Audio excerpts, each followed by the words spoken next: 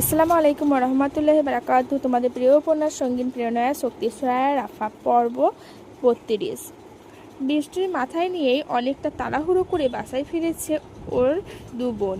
এবার শুধু চুপি চুপি রুমে ঢুকে যাওয়ার পালা, তাহলেই ঝামেলা শেষ। কিন্তু বাসায় বসার ঘর পেরিয়ে রুমের দিকে পা বাড়াতেই পেছন থেকে আজমির শেখের গমগমে আওয়াজ ভেসে এলো কর্ণকুহুরে। কোথায় গিয়েছিলে? ফিরতে সন্ধ্যা হলো কেন? অরু মুখ কাচুমাচু করে অনুর দিকে অসহায় দৃষ্টি নিক্ষেপ করলে অনু ঘুরে দাঁড়িয়ে বলে, ইয়ে মা, বাজার করতে গিয়েছিলাম সুপার শপে।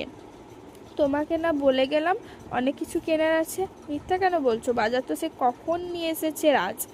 অরু একটু আগ বাড়িয়ে বলল, আসলে মা, আজকে ব্ল্যাক ফ্রাইডে তো সব কিছুতে ডিসকাউন্ট চলছিল, তাই আমরা দু বোন একটু লেডিস সেকশনে গিয়েছিলাম, ওই জন্যই দেরি হয়ে গেল।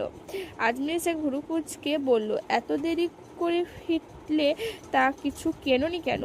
অনু বলল, পছন্দ হয়নি মা। পছন্দ হয়নি নাকি টাকার জন্য কেনার সাহস করনি? তোমাদের আমি খুব ভালো করে চিনি। মনে রেখো, জেকে গ্রুপের 30% শেয়ার আমার নামে। তোমাদের প্রয়াত আঙ্কেল খুশি হয়ে আমাকে লিখে দিয়ে গিয়েছেন, সেই হিসাবে তোমরাও ওর মালিক। তাহলে কিসের এত টাকার চিন্তা তোমাদের? ওরু এবার কিছু বুঝে না পেয়ে বলল, বাকি 70% তাহলে কার মা? অনু ওকে কুনুই দিয়ে গুঁতো মেরে থামিয়ে বলল, চুপ কর। আজমির শেখ সর্বদা সুস্পষ্টবাদী, তাই তিনি সহসা উত্তর দিলেন জায়ান কীর্তিকের। অতঃপর মনে মনে বললেন, কিন্তু ছেলেটার খুব বেশি আত্ম অহংকার। শুধুমাত্র আমি চেয়ারম্যান বলে কোম্পানি ধরে কাছেও ঘেঁষে না। এবার আমিও দেখতে চাই নিজের এত বড় সাম্রাজ্য ঠিক কতদিন হাতছাড়া করে রাখতে পারে জায়ান কীর্তিক চৌধুরী। মায়ের অগ্নিমূর্তি তরলে পরিণত হতেই অনু দু বোন একসাথে রুমে ঢুকে গেল। অরু একবার ভিজেছে, শরীরটাও কেমন কুটকুট করছে, তাই রুমে ঢোকার সঙ্গে সঙ্গে অরু চলে গেল শাওয়ার নিতে। একটু পরে শাওয়ার নিয়ে চুল মুছতে মুছতে বেরোতেই পিলে চমকে উঠলো ও। দেখলো অনু একটা চেকের পাতা নিয়ে নাড়াচাড়া করছে, যেটা থাইল্যান্ড বসে কীর্তিক দিয়েছিল ওরকে বিয়ের মোহরানা স্বরূপ। কিন্তু সেটা নিয়ে আপা কি করছে? ধরা পড়ে যাওয়ার ভয়ে ওরু দ্রুত এগিয়ে গিয়ে চেকের পাতাটা ছো মেরে নিয়ে সেটাকে ড্রয়ারে রাখতে বলল, এটা দিয়ে কি করছিস তুই? অনু ঢোট উল্টে বলল, তোর জামা কাপড় গোছাতে গিয়ে আলমারিতে পেলাম। কীর্তিক ভাইয়ার নাম মনে হলো। উনি তোকে চেক কেন দিয়েছে?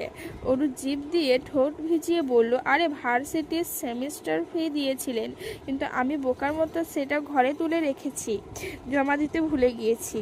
ওর কথা পুরোপুরি বিশ্বাসযোগ্য হলো না অনুর, কারণ চেকের অ্যামাউন্ট বেশ বড় ছিল। তবে ও পুনরায় কিছু জিজ্ঞেস করার সুযোগও পেল না। তার আগে চোখ গিয়ে ঠেকলো ওরুর ঘাড়ের কাছে রক্তিম হয়ে যাওয়া কালচে বেগুনি দাগের ওপর। দেখে মনে হচ্ছে কেউ বাইট করেছে। অনু সহসা এগিয়ে গিয়ে অরুর গলায় হাত দিয়ে উদ্বিগ্ন হয়ে বলল, গলায় কি হয়েছে তোর? কে কামড় দিয়েছে? অনুর কথায় অরু দ্রুত গিয়ে আয়নার সামনে দাঁড়ালো। দেখলো গলায় আর ঘাড়ে মাঝ বরাবর ছোপ ছোপ কালচে দাগ। তৎক্ষণাৎ মনে পড়ে গেল দাগগুলো আসল উৎস। বিকেলে সেই বেসামাল অনুভূতি, কীর্তিকের ঘোর লাগা চাহনি, আর তারপর হুট করে অনেকটা কাছাকাছি আসা। এখন সেসব মনে পড়তে কান দুটো কেমন গরম হয়ে উঠেছে অরুর। কি হলো? কিছু বল। কি করে ব্যথা পেয়েছিস? অনু কথায় অরু থতমত খেয়ে বলল, কি বলতো আপা? তখন অনেক বৃষ্টি হলো না, সেই বৃষ্টির মাঝে একটা বড়সড় পোকা কোথা থেকে যেন উড়ে এসে কামড় বসিয়ে দিল, আমি টের পাইনি। এখন দেখছি এমন লাল বর্ণ হয়ে গেছে। অনু অরুর গলায় হাত বুলিয়ে অসহায় সুরে বলল, কি পোকা কামড়ালো বলতো? পাছে না আবার ইনফেকশন হয়ে যায়। আয় তো একটু মলম লাগিয়ে দিই। ওর হ্যাঁ না কিছুই বলতে পারলো না, চুপচাপ বসে বসে দেখতে লাগলো তার আপা তার স্বামীর তৈরি করা প্রথম ভালোবাসার চিহ্নকে কি সুন্দর করে মলম লাগিয়ে দিচ্ছে। ব্যস্ততম দিনকে হাঁটিয়ে সন্ধ্যা নেমেছে সমগ্র ধরণী জুড়ে। সারা বিকেল ঝুম বর্ষণের ফলস্বরূপ এখন ইকো পার্কটা পুরোপুরি খালি পড়ে আছে। আশেপাশে মানুষজন তো দূরে থাক, একটা কাকপক্ষীও নজরে আসে না। ইকো পার্কের সরু রাস্তায় ম্যাপল পাতায় ছড়াছড়ি কত তকতকে সুন্দর সারি সারি বেঞ্চিগুলো ভিজে চুপসে হয়ে আছে বৃষ্টির পানিতে। সন্ধ্যাবেলা একটুখানি একা একা হাঁটবে বলেই ঝিরিঝিরি বৃষ্টির মাঝে ট্র্যাকস্যুট পরে বের হয়েছে এলিসা। সাথে আর কেউ নেই। ওর অবশ্য একা একটা থাকতেই ভালো লাগে, ওই জন্যই তো এই নির্জন ইকো পার্কে হাঁটতে আসা। কিন্তু হাঁটতে হাঁটতে কিছু দূর যেতেই দেখলো বিপত্তি। চোখের সামনে দৃশ্যমান হলো এক সুপরিচিত মুখ। ছাতা হাতে দাঁড়িয়ে একটা অল্প বয়স্ক মেয়ের সাথে কি যেন কথায় মশগুল হয়ে আছে অর্ণব। কিন্তু এমন নির্জন নিরিবিলি পরিবেশে কি এমন গুরুত্বপূর্ণ কথা বলছে ওরা দুজন, আর মেয়েটাই বা কে? ভাবনায় পড়ে গেল এলিসা। ওদিকে অর্ণব কথা বলার এতটাই ব্যস্ত যে ওর পেছনে সে কখন থেকে এলিসা দাঁড়িয়ে আছে ও সেটা টেরই পায়নি। এলিসা বারবার অর্ণবের কাছে থেকে সবচেয়ে বেশি গুরুত্ব পেয়ে অভ্যস্ত, তাই হঠাৎ এমন অগ্রহ ব্যাপারটা সহ হলো না ওর। উল্টে বিরক্ত লাগতে শুরু করলো প্রচন্ড রকম। এলিসা কিছু একটা ভেবে এগিয়ে এসে পেছন দিক থেকেই অর্ণবের বাহুতে জোরে জোরে হাত দিয়ে ঠোকা দিল। অর্ণব পেছনে ঘুরে আচমকা এলিসাকে দেখে অবাক হয়ে বলল, এলিসা তুই এখানে? পরক্ষণেই সামনের মেয়েটার দিকে এক নজর পরক্ষ করে এলিসাকে নিয়ে একটু দূরে গিয়ে দাঁড়িয়ে অর্ণব শুধালো, তুই এখানে কি করছিস একা একা? অর্ণবের কথা বিন্দুমাত্র তোয়াক্কা না করে এলিসা বিরক্ত নিয়ে বলল, মেয়েটা কি অর্ণব? অর্ণব পেছনে ঘুরে মেয়েটাকে এক নজর পরক্ষ করে চোখ ঘুরিয়ে এলিসার দিকে তাকিয়ে বলল, আছে বলা যাবে না। সঙ্গে সঙ্গে অর্ণবের কলার খামচে ধরলো এলিসা, দাঁতের দাঁত চেপে বলল, তুই আমার সাথে মজা করছিস? এলিসা এই হঠাৎ রেগে যাওয়ার অর্ণবে ভালোই লাগলো। ও এলিসার রাগে আর একটু ঘি ঢেলে দিয়ে বলল, মজা কেন করব? সব সিক্রেট কি আর সবাইকে বলা যায়? প্রাইভেসি বলেও তো একটা ব্যাপার আছে। এত বড় মেয়ে হয়েছিস, বুঝিস না সেটা? মেয়েটা কে অর্ণব? অর্ণব হাবলেসহীন হয়ে বলল, হবে আমার লাইফের ইম্পর্টেন্ট কেউ। তুই এত রিয়াক্ট কেন করছিস? এলিসা এবার অর্ণবের কলার ছেড়ে দিয়ে বলল, খুব ইম্পর্টেন্ট কেউ, তাই না? হ্যাঁ, খুবই ইম্পর্টেন্ট। অর্ণব কথাটা বলেছে ঠিকই, কিন্তু এর পরিবর্তে এলিসা এমন পদক্ষেপ মোটেও কল্পনা করেনি ও। অর্ণব দেখলো রাস্তার পাশ থেকে একটা বড়সড় ইটের টুকরো কুড়িয়ে নিয়ে রেগে মেগে মেয়েটার দিকে এগিয়ে যাচ্ছে এলিসা। এলিসা এমন মূর্তি দেখে অজ্ঞাত মেয়েটা নিজেও ভয় পেয়ে গিয়েছে। এই পাগলির হাতে নিজের গায়ের আঘাত প্রাপ্ত হওয়ার আগেই আটকে উঠে সহসা ছুটতে লাগলো মেয়েটা।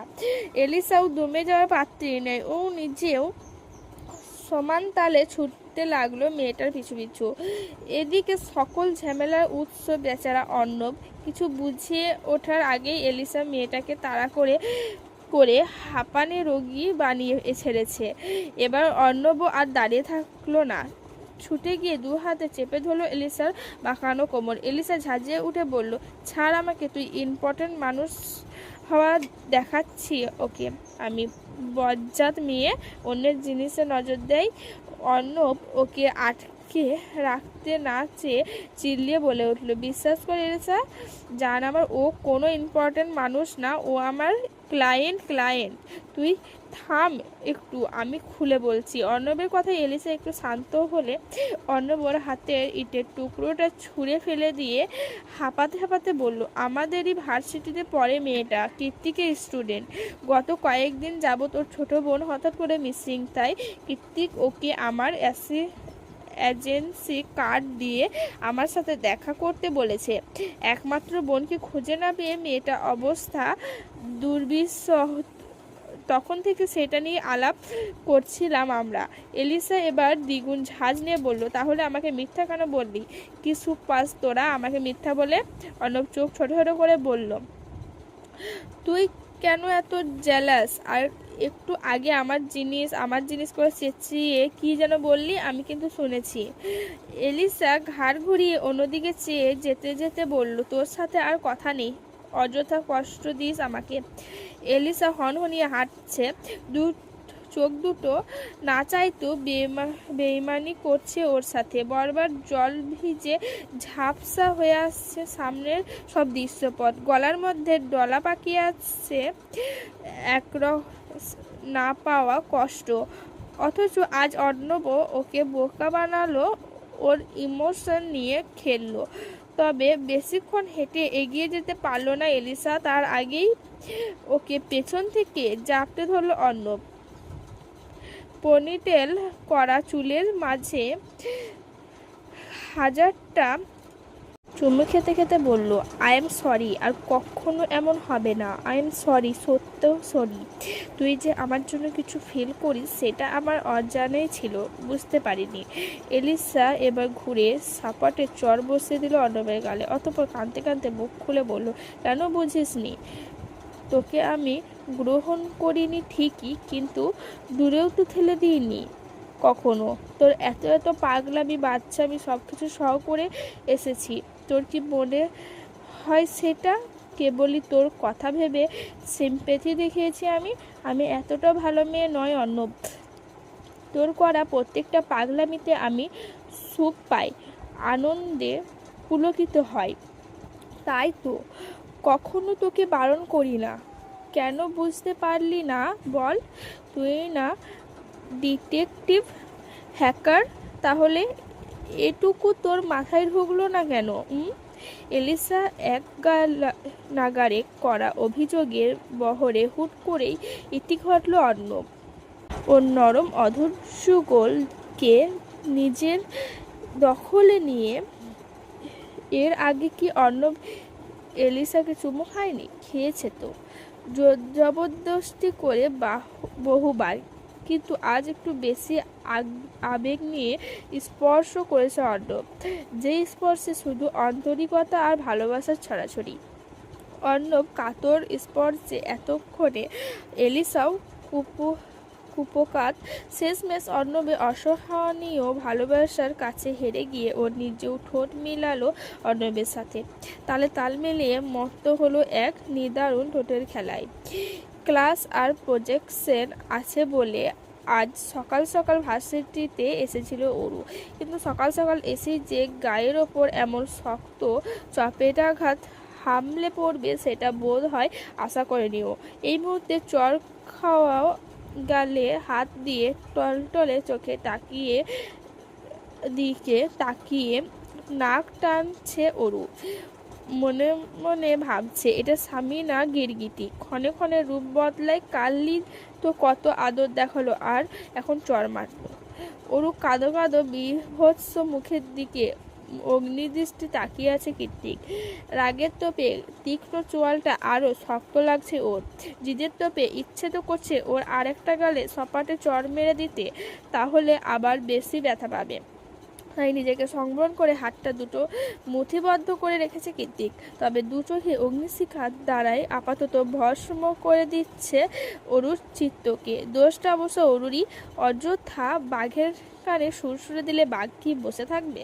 খানিকক্ষণ আগে অরুর দিকে এভাবে তাকিয়ে থেকে দাঁতে দাঁত পিষে কীর্তিক ধারালো কণ্ঠে বলল, ফার্দার যদি এমন বোকামি করতে আসিস তাহলে অন্য গালেতেও থাপড়িয়ে রক্ত জমাট বাঁধিয়ে দেব।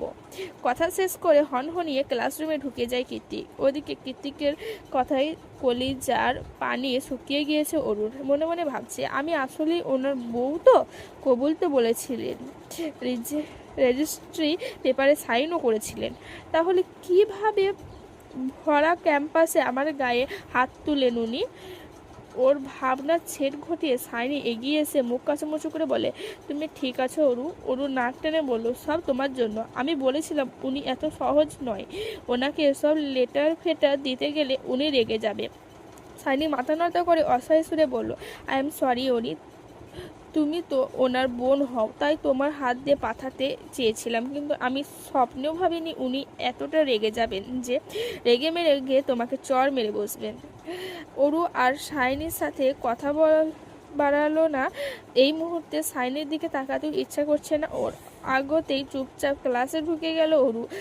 কীর্তি ক্লাসেই ছিল। ওর পেছনের দরজা দিয়ে ঢুকে চুপচাপ বসে পড়লো সবচেয়ে পেছনের সিটে।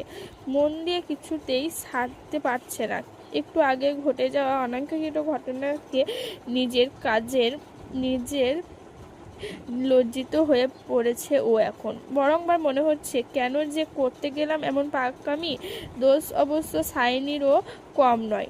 যেদিন থেকে শুনেছে অরু কীর্তিকে স্টেপ সিস্টার, সেদিন থেকে ননদিনী ডাকা শুরু করে দিয়েছে ওকে। ভার্সিটিতে ঢুকলেই শুরু হয় ওর প্রশ্ন উত্তর পর্ব।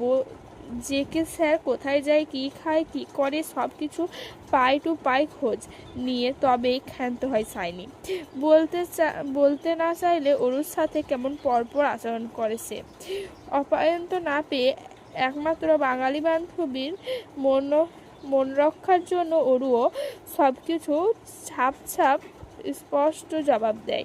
কিন্তু আজকে সাইন একটু বেশি করে ফেলেছে।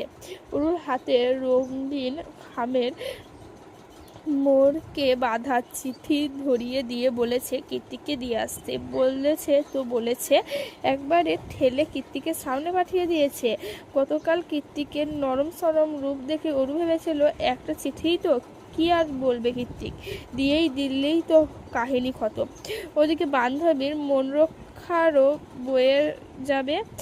কিন্তু কে জানতো কালকে কীর্তিক আর আজকে কীর্তিকের মাঝে এমন দিন রাত ফারাক। তাহলে কি অরুণ নিজের মান সম্মান খোয়ানোর মতো এত বড় ভুল করতো? জীবনেও না। মিসেস জেকে ফোকাস। ঠিক এভাবেই ছোট্ট একটা বাক্য দিয়ে আকস্মাত ক্লাসের মধ্যে বোম ফাটালো কীর্তিক। নামটা শোনা মাত্র হাই হাই করে উঠে অরুর মুখের দিকে হা হয়ে তাকিয়ে আছে পুরো ক্লাস। সেবার বাস্কেটবল কম্পিটিশনের সময় সবাই যা অনুমান করেছিল সেটাই আজ বাস্তব হলো। তাই বলে মিসেস জেকে, সবাই তো ভেবেছিল জেকে স্যারের বেবি গার্ল হবে হয়তো, কিন্তু না, এ তো স্বয়ং স্ত্রী। তার মানে সকলের ক্রাশ জেকে স্যার বিবাহিত। কথাটা ভাবতেই পুরো ক্লাস শোক নীরবতার ছেয়ে গেল। ছেলেমেয়েরা মেয়েদের চুপসে যাওয়া মুখের দিকে তাকিয়ে ঠোঁট টিপে টিপে হাসছে। একমাত্র ওরই চোরের মতো মাথা নুইয়ে বসে আছে সেই কখন থেকে। সাইনি ওর দিকে সেই তখন থেকেই কটমটিয়ে তাকিয়ে আছে, মনে মনে ভাবছে, তাহলে অরু আমাকে বোকা বানিয়েছে এতদিন ধরে। ক্লাস শেষে বের হতেই অরু হাতটা খপ করে টেনে ধরলো সাইনি। কাঠগলায় দাঁড়ানো আসামিদের মতো করে প্রশ্ন করলো, সত্যি করে বলো, এতদিন ধরে বোকা কেন বানালে আমাকে? আজ কেউ তো বলতে পারতে। অরুণ নিজের হাত ছাড়িয়ে বলল, আমি তোমাকে বোকা বানাইনি, যা সত্যি তাই বলেছি। এতদিন বলে এসেছো জেকে স্যার তোমার ভাই, আর এখন জেকে স্যার নিজে তোমাকে মিসেস জেকে বলে সম্বোধন করলো। কোনটা সত্যি? অরু ঝাঁজে উঠে বলল, দুটোই সত্যি। উনি আগে আমার স্টেপ ব্রাদার ছিলেন আর এখন আমার স্বামী। সাইনি তেতে উঠে বলল, are you kidding me? Step brother কি করে স্বামী হলো? No, I am not. আর কি করে স্বামী হলো সেটা বরং তোমার জেকে স্যারকে জিজ্ঞাসা করো, উনি আমাকে জোর করে বিয়ে করেছেন কিনা। তাই উত্তরটাও উনি ভালো দিতে পারবেন। আসছি। এক নিঃশ্বাসে কথাগুলো বলে ক্যাম্পাস থেকে বেরিয়ে যায় অরু। এই প্রশ্ন তার সম্মুখীন হওয়ার ভয়ই তো এতদিন ধরে পেয়ে এসেছে ও।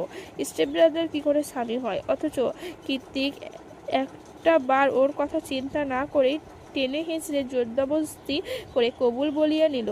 এখন অরু চাইলেও এই সম্পর্কটাকে মুছে ফেলতে পারবে না, আর না এড়িয়ে যেতে পারবে জীবনের সাথে ওতপ্রোতভাবে জড়িয়ে যাওয়া সত্যিটাকে। এক রাস হৃদয়ের ব্যথায় কাতর অরু ভার্সিটি থেকে ফিরেই রুমের দুয়ারে খিল দিয়ে তলিয়ে গিয়েছে ঘুমের দেশে। আর উঠেনি, অথচ এখন সন্ধ্যা রাত, তবুও পরে পরে ঘুমাচ্ছে সে। কিন্তু বালিশের পাশে অযত্নে পড়ে থাকা দামি মোবাইলটা ভাইব্রেট হওয়ায় সেই ঘুম আর বেশিক্ষণ টিকলো না। অজ্ঞাতে ঘুম ঘুম চোখে ফোন কানে তুলল অরু। ফোন রিসিভ করতেই ওপাশ থেকে ভেসে এলো চেনা পরিচিত হৃদয়ে শিহরণ জাগানো হাসি কণ্ঠস্বর। আমার ঘুম পড়ি, বারান্দায় এসো। কৃত্তিকের মুখে তুমি শব্দটা শোনা মাত্রই এক লাফে উঠে বসলো অরু। মনে মনে ভাবলো, আমি স্বপ্ন দেখছি না তো? উনি তো কখনই আমাকে এত আদুরে গলায় ডাকেন না, তাহলে আজ হঠাৎ? অরু চুপ হয়ে আছে দেখে কৃত্তিক পুনরায় বলল, কি রে, বারান্দায় আয়, ডাকছি, কথা কানে যাচ্ছে না? কৃত্তিকের কথায় অরু তেতে উঠে বলল, পারবো না, সকালে আমাকে মেরেছেন মনে নেই? গালটা এখনো জ্বলছে। মার খাওয়ার মতো কাজ করলে আবার মারবো, তারপর আবার আদর করব। এখন জলদি বারান্দায় আয়, তোকে দেখবো। অরু মুখ ফুলিয়ে বলল, যাবো না বলেছি তো। কৃতিক গলার আওয়াজ খানিকটা নরম করে বলল, একবার এসে দেখ, তোর জন্য সারপ্রাইজ এনেছি। সারপ্রাইজের কথা শুনে অরু আর অপেক্ষা করতে পারলো না, ছুটে চলে গেল বারান্দায়।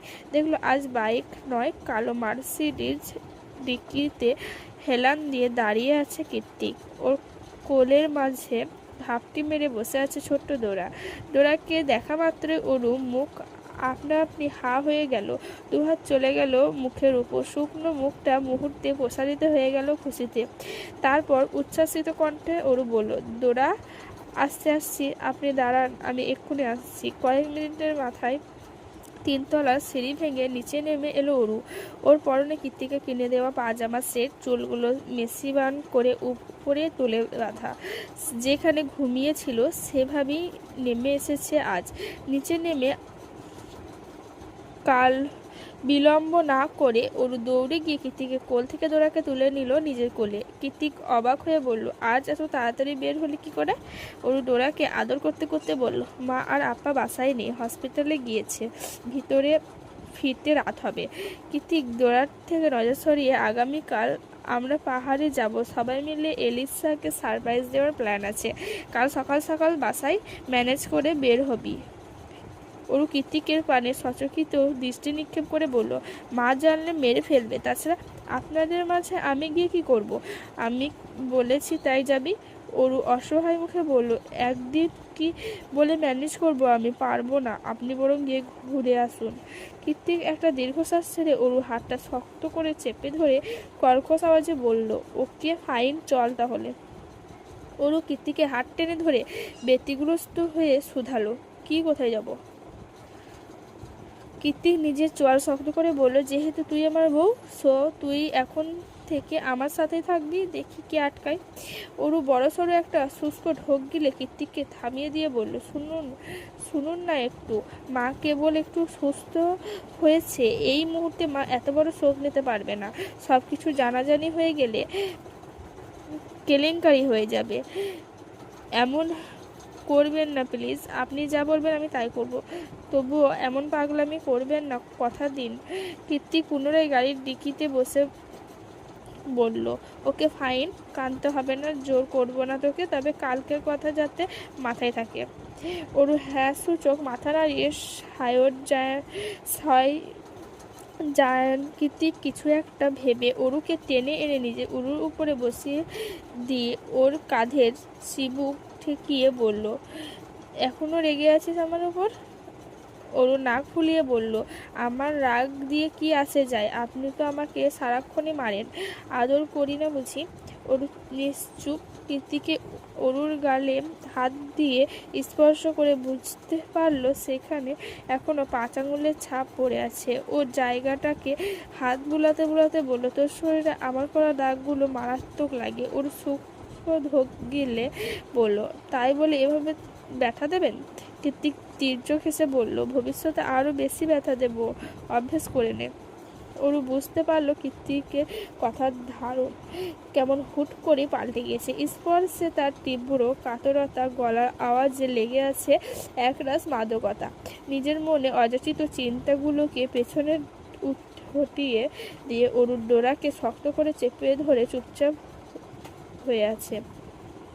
কৃতিক অরুর গালে নিজের গালটা আলতো স্পর্শে ঘেঁষে দিয়ে বলল, আমি ব্যথা দিয়েছি, আবার আমি আদর করে দিলাম। হার্টবিট হার্টবিট মানে হৃদস্পন্দন, যা না থাকলে মানুষ মারা যায়। কৃতিক ওর গালের সাথে গাল মিশিয়ে বলল, তুই আমার কাছে তার চেয়েও বেশি। কৃতিকের হঠাৎ করা উষ্ণ স্পর্শে কেঁপে ওঠে ওর ছোট্ট শরীর, সেই সাথে মিলিয়ে গিয়েছে মস্তিষ্কে চাওড়া হওয়া রাগের স্ফুলিঙ্গ।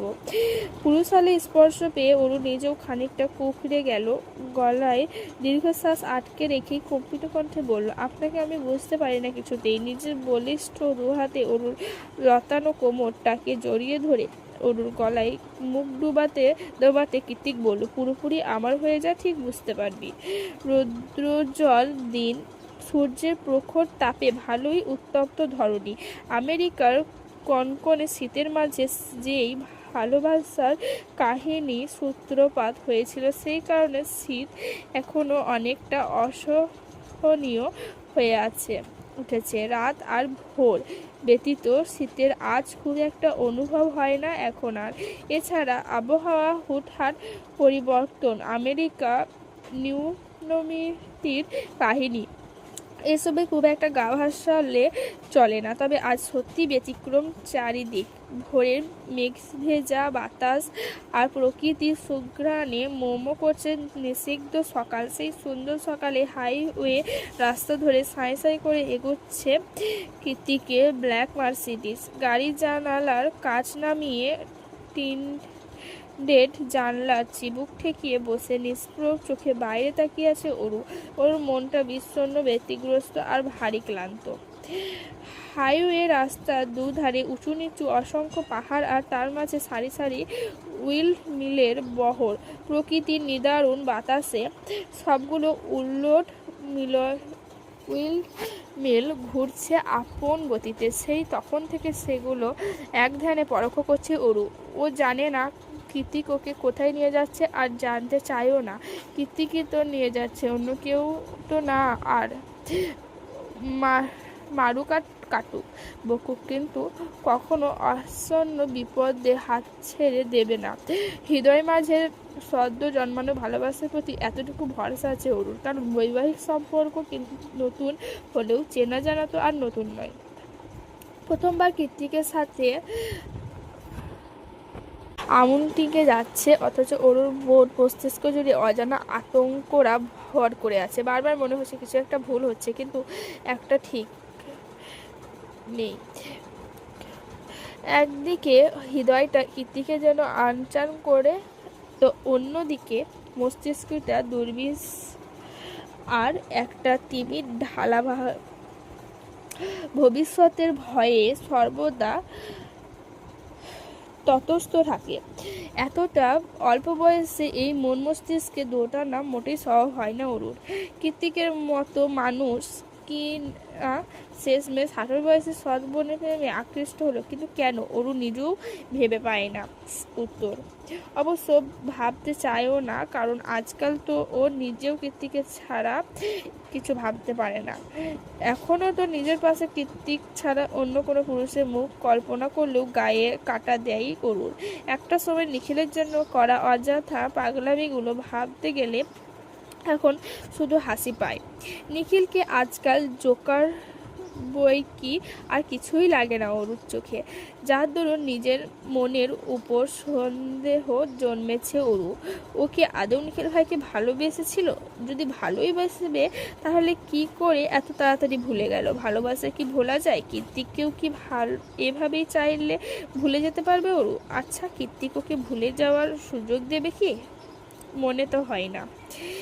সে কখন থেকে অরু এক ধ্যানে বাইরে তাকিয়ে আছে। কৃতিক অরুর দিকে একবার পরোক্ষ করে আবারও ড্রাইভিং এ মন দেয়।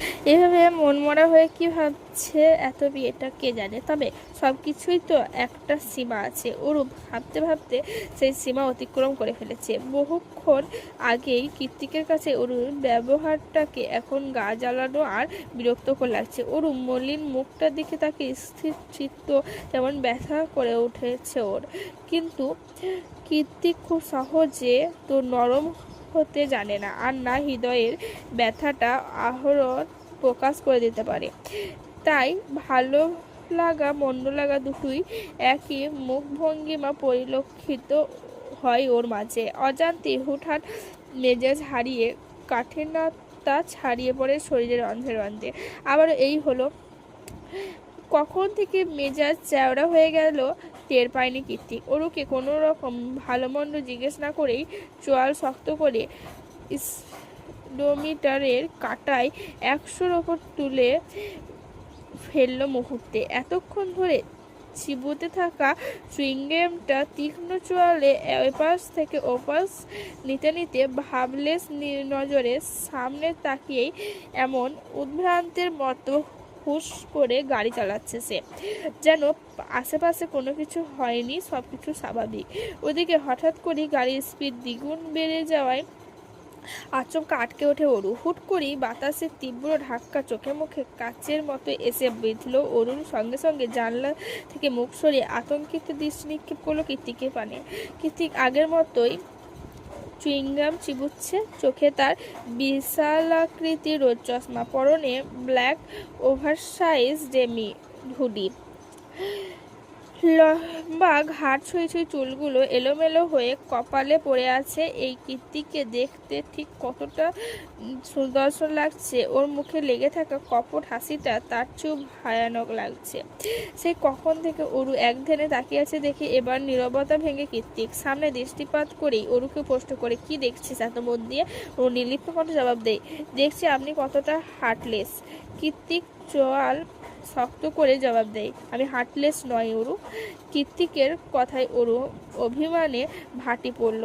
মনের মাঝে জমাট বাঁধা কালো মেঘের কোলে উকি দিল সূর্য কিরণ। ও বলল, তাহলে এভাবে গাড়ি চালিয়ে কিসের হুমকি দিচ্ছেন?